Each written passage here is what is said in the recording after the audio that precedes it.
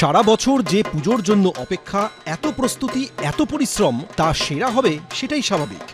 কিন্তু তাদের মধ্যেও রয়েছে এমন কিছু পুজো যা বিশেষ। তেমনই কিছু পুজো কমিটি পেল এবিপি আনন্দর বিশেষ সম্মান।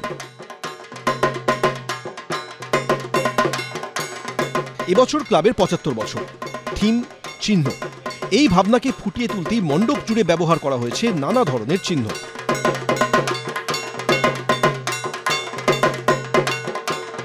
আমরা নির্দিষ্ট আচারের মধ্যে দিয়ে তো মায়ের আরাধনা করি এবং তার কিছু কিছু চিহ্ন সেই আচারগুলোকে ইঙ্গিত করে এবং যে উপাসক তার চিহ্ন, সবটা মিলিয়েই বিভিন্ন চিহ্ন এবং তার সঙ্গে ভেতরের দিকে প্রচুর রং, বাইরের দিকে বেশ কিছু সুন্দর মোটিফের ব্যবহার এবং অবশ্যই এক সুন্দর প্রতিমা। সেই প্রতিমা একেবারে সেই ঘোড়ামুখী সিংহ, মায়ের একদম সেই চিরাচরিত মুখ, সবুজ অসুর, একেবারে পুরনো দিনের চিহ্ন সেখানে ফুটে উঠছে। এই সবটা মিলিয়েই এবছর বিশেষ সম্মান পাচ্ছে সিথি অগ্রগামী। ৭৫ বছরে তাদের হাতে বিশেষ সম্মান। সময়ের সঙ্গে সঙ্গে মোবাইল ফোনের উপর বেড়েছে মানুষের নির্ভরতা। তার কতখানি কুপ্রভাব মানব জীবনে পড়ছে সেটাই এবার নিজেদের মণ্ডপে ফুটিয়ে তুলেছে নিউটাউন আকন্দ কেশরী সর্বজনীন। ৬৭ বছরে পা দিয়ে তাদের ভাবনা শক্তি।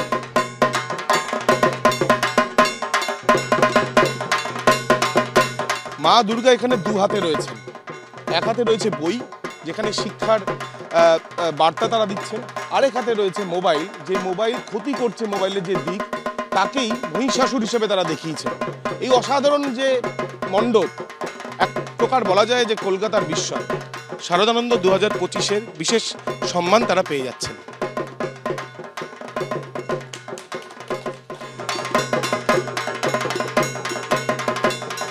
ঊনত্রিশ বছরে পা দিল পূর্বাচল উদয়ন সংঘ।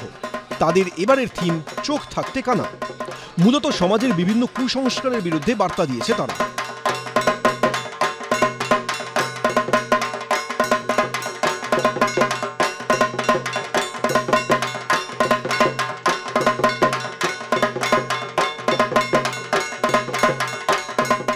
বিভিন্ন স্লোগান থেকে আরম্ভ করে বিভিন্ন কথিত কথাগুলো, সেগুলোকে রাখা হয়েছে এবং তাদের যেটা বক্তব্য যে বিভিন্ন শ্রেণীতে সমাজে এই কুসংস্কারের যে কুপ্রভাব, সেই প্রভাবে মানব জাতির একটা বড় ক্ষতি হচ্ছে। তারা বিশেষ পাপেট শো এখানে রেখেছেন, যার মাধ্যমে থিম সঙ্গের সঙ্গে সঙ্গে তাদের এই যে বক্তব্য, থিম শুদ্ধ, সেই থিমের বক্তব্য, মণ্ডপের বিভিন্ন যে কথা তারা লিখে রেখেছেন, সেই বক্তব্যগুলো তুলে ধরা হয়েছে। শারদানন্দ ২০২৫-এর বিশেষ সম্মান পেয়ে যাচ্ছে এই পুজো।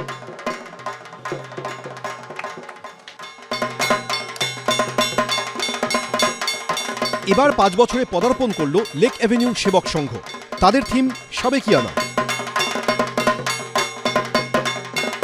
এখানে শিল্পী মূলত পুরনো বনেদি বাড়ির আদলে মণ্ডপ সাজিয়েছেন।